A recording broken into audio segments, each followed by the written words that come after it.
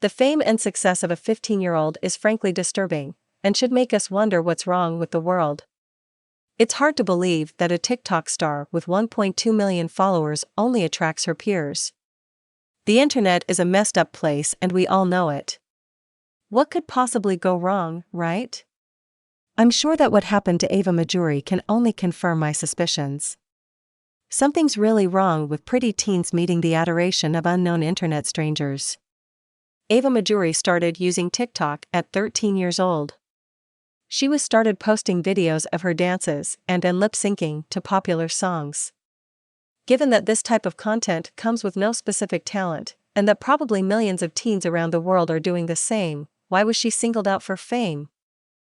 Probably because she's a pretty girl, and that attracted the wrong type of attention. 3/4 of her followers are male. I'm not sure what their average age is, but I suspect that a fair share of that male public enjoys watching her videos in a wrong way. This is not a critique to Ava. None of the story I am about to tell is her fault. And she is in fact the victim of several people. She is a normal young teenager who is living a teenager's dream. The Majurys had relocated to Naples, Florida, from New Jersey. Her father, Rob, is a retired police officer. As Ava gained massive popularity on TikTok, she started making tons of money. She made between $1,000 and $2,000 per video.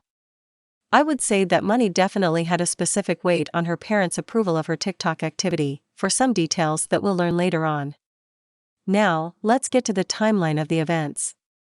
Some TikTok user under the nickname EricJustin111 came to Ava's attention in early 2020 as he commented on her videos. Apparently, Ava had the habit of responding to fans with a few words such as "thank you for following me," or "thank you, I appreciate that." This user was Eric Rohan Justin, 18-year-old. Eric had a huge fixation on Ava and was actively working to get her attention. Somehow, he tracked down her school friends and started contacting them as well. Ava's friends started selling information to Eric in exchange of money, even for little favors such as math homework. They sold Eric Ava's address and phone number, as well as photos. Ava was understandably upset at her friends when she found out.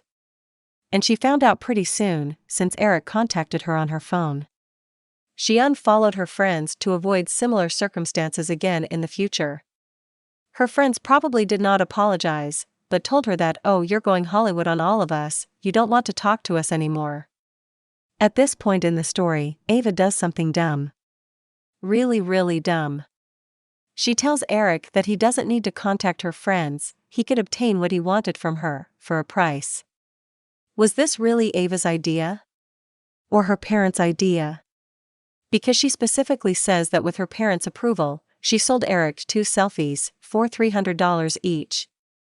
This was a horrible idea for a number of things, some of which you can imagine. Eric could get the impression that money could buy anything with her at this point. And once again, what could possibly go wrong? Eric started to get more straightforward and asking for more explicit photos. He asked for booty photos and photos of her feet. Finally, that was recognized as a red flag. Ava blocked him on all social media. Eric then started sending her several $100s on Venmo, begging to be unblocked. At this point, Ava's father texted him, reminding him that Ava was a minor and requesting that he stopped contacting her.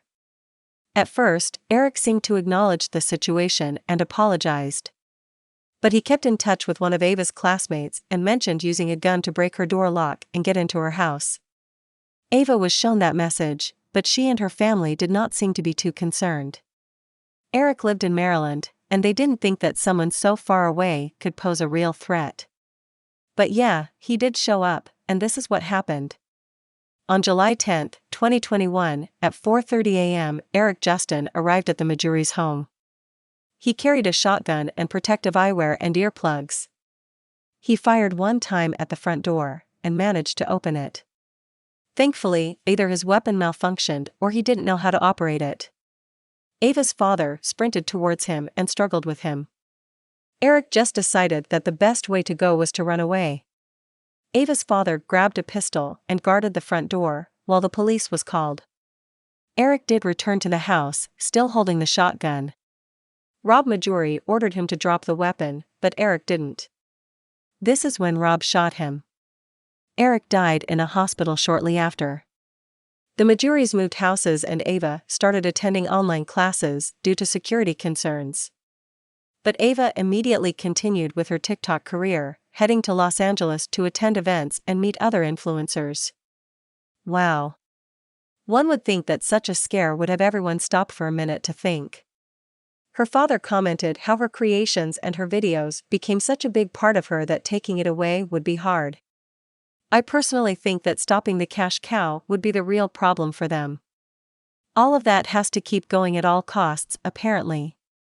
Ava still receives unwanted requests from men.